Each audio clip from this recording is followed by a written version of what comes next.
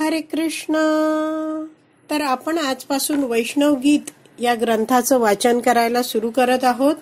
पहिले त्यात मंगलाचरणचं वाचन करणार आहोत आणि असं वाचन पुढे करता करता आपण वेगवेगळे श्लोक समजून घेणार आहोत. तर सुरू करण्याआधी श्रील प्रभुपादांना आपण प्रार्थना करूया. हे श्रील प्रभुपाद, आमच्या या प्रयत्नासाठी आम्हाला आशीर्वाद द्या. धन्यवाद प्रभुपाद. हरे कृष्णा. तर आपण मंगलाचरण घेणार आहोत. मंगल म्हणजे शुभ असं चरण. हे सगळे काय आहेत? श्लोक आहेत जे आपण नेहमी रोज रोज म्हटले तर काय होतं आणि ते जाणून घेतले, अर्थपूर्ण जर घेतले तर आपल्या जीवनात ही मंगलमय होईल. पहिलं आहे श्री गुरु प्रणाम. गुरुदेव जे आहेत आपले आध्यात्मिक गुरु, त्यांना काय करतो आपण? प्रणाम प्रणाम. आणि त्यासाठी पहिला शब्द आहे ओम. तर जी काही आपण विविध मंत्र बघितलेले आहेत त्या सगळे मंत्र जे असतात त्यांना शक्यतो करून काय असतो? ओम हा शब्द असतो. पण एक आहे ना की प्रणव सर्व वेदेषु, जो आपण भगवद्गीतेतलं 7.8 जे आहे त्यात भगवंत काय म्हणतात? मी कोण आहे? वैदिक मंत्र जे आहेत त्यातला ओंकार आहे. जे वैदिक मंत्रामध्ये जे ओम म्हटलं जातं ते काय आहे? तो शब्द म्हणजे कोण आहेत? भगवंत आहेत.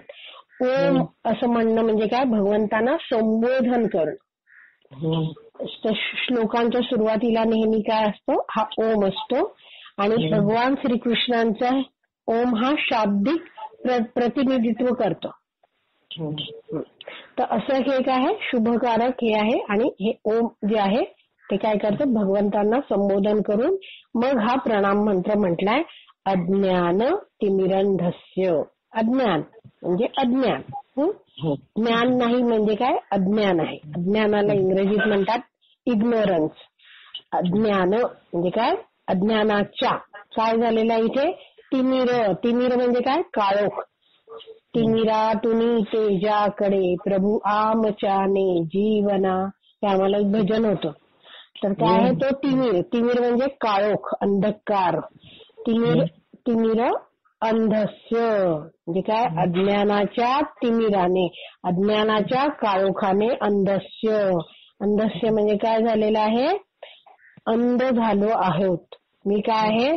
अज्ञान आहे. मला भगवंतांविषयी काही ज्ञान नाहीये. त्यामुळे काय? त्या अज्ञानाच्या काळोखाने मी, माझे डोळे कसे झालेत? अंध झाले आहेत. मी स्वतः अंध झालो आहे.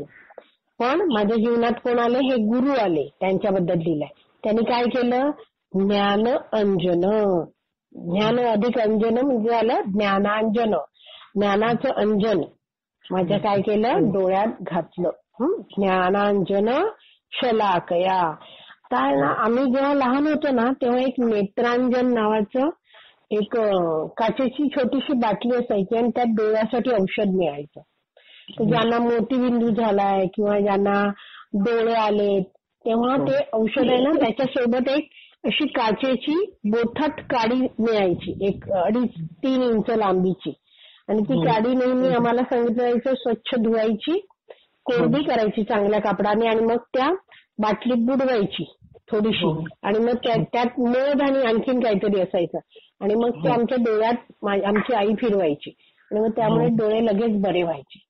तर ते आहे त्याला काय म्हणतात? शलाकया. म्हणजे ते जे हे अंजन आहे ना, जे ज्ञान अंजन शलाकया, ती काडी असते ते हे अंजन काडीने घातलं जातं. हे पुन्हा वाक्य सांगते की आम्ही असे अंध झालो होतो तर गुरूंनी काय केलं? ज्ञानाचं अंजन शलाकया, त्या काडीने अंजन घातलं असंही म्हणतात. कधी शलाकयाला काय म्हणतात? टॉर्च. टॉर्च म्हणजे बॅटरी असते ना, बॅटरी आपण अंधारात हे करतो ते. म्हणजे आमच्या गुरूंनी काय केलं? ज्ञानाचं अंजन घालून आम्हाला शलाका म्हणजे काय? हे एवढा उजेड पाडला आमच्या जीवनात आणि आम्हाला खरं ज्ञान दाखवलं. समजलं शलाकयाचा अर्थ? तर काय केलं ह्या अंजन घातल्यामुळे? चक्षु उर्मिलितम. चक्षु म्हणजे डोळे. डोळे काय झाले? उन्मिलितम. डोळे काय गेले? उघडले गेले. उन्मिलितम. आपण म्हणतो ना कमळ उमललं असं म्हणतो बघा शब्द. असं उघडलं तसं चक्षु म्हणजे आमचे डोळे उघडले गेले. उन्मिलितम. आणि मग काय येन म्हणजे ज्यांच्यामुळे. कोणी केलं हे सगळं? गुरूंनी केलं. ते येन हे ज्यांनी केलं. तस्मै ते त्यांच्यामुळे. कोण आहे ते? तस्मै त्यांना. ज्यांनी हे केलं त्यांना. श्री गुरु आहेत ते. गुरुवे हे जे माझे आध्यात्मिक गुरु आहेत त्यांना मी नमन करतो. ठीक आहे.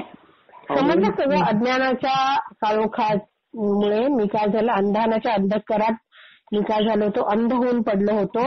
आणि माझे गुरु माझ्या जीवनात आले. त्यांनी ज्ञानाचं अंजन काडीने माझ्या डोळ्यात घातलं किंवा काय ज्ञानाच्या अंजनाचा प्रकाश ज्योत माझ्या समोर आणला. आणि त्यामुळे काय झालं, माझे चक्षु उन्मिलितम, चक्षु डोळे उघडले माझे. साक्षात्कार झाला. येन काय असे जे गुरु आहेत ज्यांनी माझ्या जीवनात असं केलं त्यांना. तस्म त्यांना मी गुरुवे नमः त्यांना मी नमन करतो. अर्थ क्लिअर झाला वाटायचे. तर ज्यांची दीक्षा झाली आहे ते काय करतात, हे आपल्या दीक्षा गुरूंना हे म्हणू शकतात.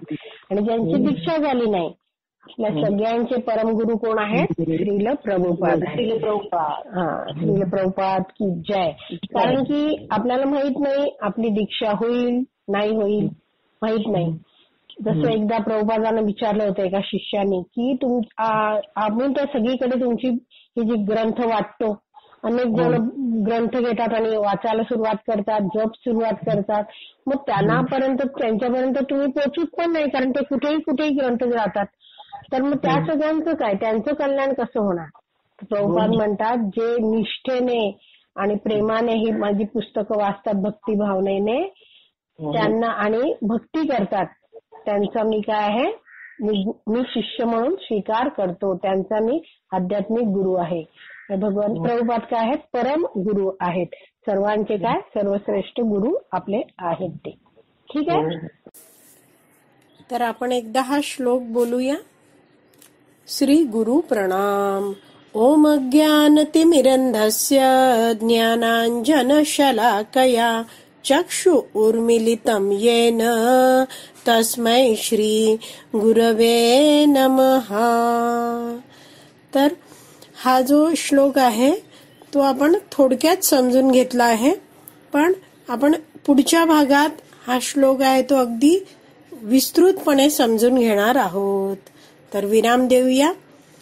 श्रील प्रभुपाद की जय. हरी बोल.